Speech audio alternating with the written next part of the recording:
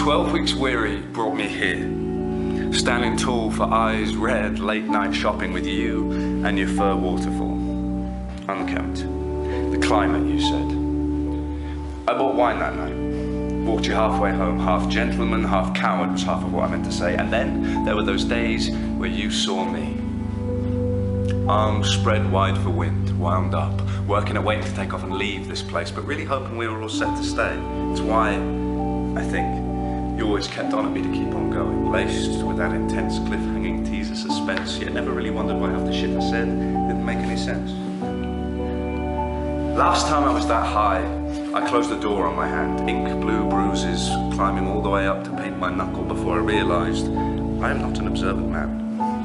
It's why it took me so long to see sweet bruises in your fingers, reaching forward to paint pictures of romance sunsets, slow dancing wedding receptions and post-toilet seat left up argument sex, all packaged and posed as a question. Next.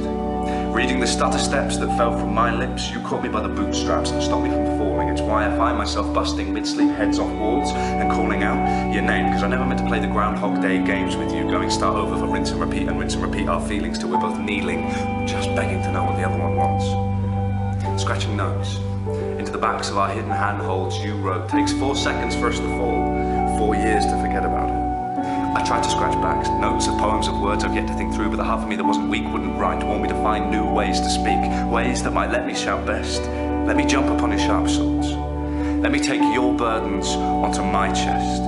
Let me call it poetry in surgery in motion when they cut through oceans of our mess to see if my heart beats even half as hard as yours does.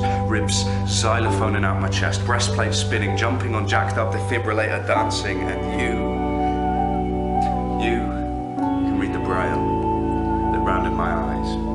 And you'd know what it said when your hands disguised my face and the surprise it bore out when we first. Call me halfway man.